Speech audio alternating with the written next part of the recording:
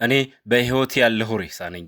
ይህንን የተናገረው ሌላ ማንም ሳይሆን በአረብ ሀገር በሳውዲ አረቢያ ምድር በሞት ፍርድ ጥላ ስር ሆኖ የሞቱን ቀን የሚጠባበቅ አንድ ምስኪን ኢትዮጵያዊ ወገናችን ነው። አማኑኤል ይባላል። ትክክለኛ ስሙ ግን ለደህንነቱ ሲባል ተቀይሯል። እርሱ ዛሬ ጠዋት ሲነቃ ይችን ቀን በምድር ላይ የምትሆነው የመጨረሻዋ ቀን መሆን አለመሆኗን አያውቅም። በእስር ቤቱ የብረት በር ላይ የሚደረግ እያንዳንዱ ማንኳኳት ለእርሱ የሞት ጥሪ ሊሆን ይችላል። ምንም አይነት የመጨረሻ ስንብት የለም። የመጨረሻ እራት የለም። ከቤተሰብ ጋር መደዋወል የለም። በሳውዲ አረቢያ የሞት ፍርድ የሚፈጸመው ያለምንም ቅድመ ማስጠንቀቂያ ነው። አማኑኤል እንዲህ ይላል። ጓደኞቼ ተወስደው ከተገደሉ በኋላ ምግብ መብላትም ሆነ ውሃ መጠጣት አቁሜያለሁ። ብቻዬን የቀረሁ በሕይወት ያለሁ ሬሳ ነኝ። በሳውዲ አረቢያ በካሚስ ሙሻይት እስር ቤት በአንድ ክፍል ውስጥ ብቻ ከ60 በላይ ኢትዮጵያውያን የሞት ፍርድ ተፈርዶባቸው ሕይወታቸውን ለመሰናበት ሰዓታትን እየቆጠሩ ይገኛሉ። አማኑኤል ሕይወትን ፍለጋ ጉዞ የጀመረው ከዛሬ ጥቂት ዓመታት በፊት ነበረ። በትግራይ ክልል በተቀሰቀሰው አስከፊ ጦርነትና በኮቪድ-19 ወረርሽኝ ወቅት ነበር ሕይወቱን ለማዳን ከሀገሩ የወጣው።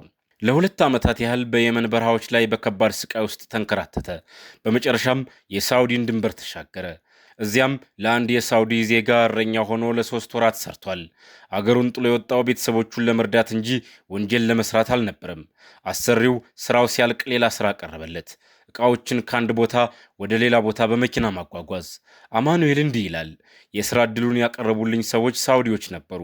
አመንኳቸው። ተራ ዕቃዎችን ብቻ የጫንኩ መስሎኝ ነበረ። ነገር ግን ነገሩ ሌላ ነበረ። መኪናው ውስጥ የነበረው ሐሺሽ ወይም እጽ ነበር። ፖሊሶች መኪናውን ሲያስቆሙት አማኑኤል እጁን ሰጠ። ከዛ በኋላ የሆነው ግን ሰብአዊነት የጎደለው ድርጊት ነው። በኤሌክትሪክ ገመድ ተገረፈ። በካልቾ ተደበደበ።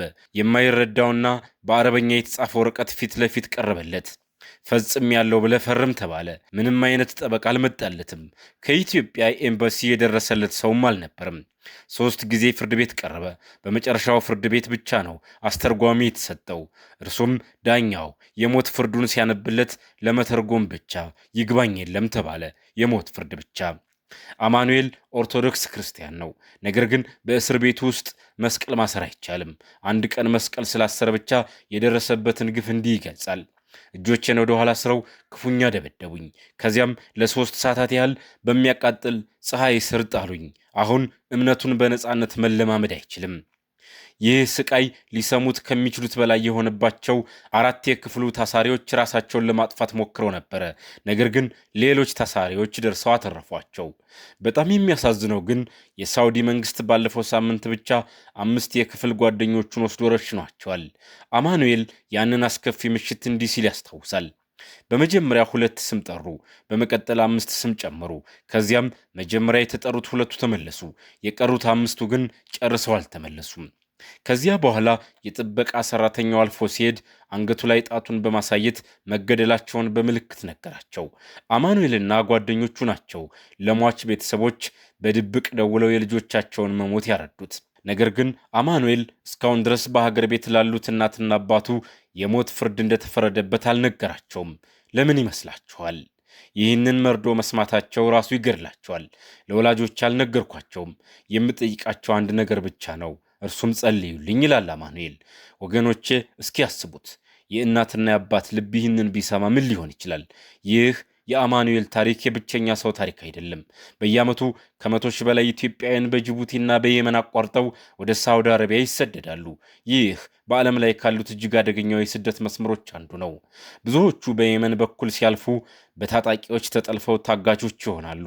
ቤተሰቦቻቸው በሀገር ቤት ተበድረው ገንዘብ ከፍለው ያስፈቷቸዋል። ታዲያ ይህንን የተበደሩትን ከባድ ዕዳ ለመክፈል ሲሉ ህገወጥ አሻጋሪዎች ወይም ደላሎች ወጣቶቹን እጅግ አደገኛ ወጥመድ ውስጥ ይከቷቸዋል። በምስራቅ አፍሪካ ህጋዊ የሆነውን ጫት ወይም ሐሺሽ ወደ ሳውዲ እንዲያስገቡ ያስገድዷቸዋል። ወጣቶቹ በሳውዲ አረቢያ ጫት መያዝ በሞት እንደሚያስቀጣ ጨርሶ አያውቁም። ድንበር እንደተሻገሩም ወዲያውኑ በሳውዲ ፖሊስ እጅ ይወድቃሉ። ባለፈው ዓመት ብቻ በሳውዲ አረቢያ 356 ሰዎች ተገድለዋል።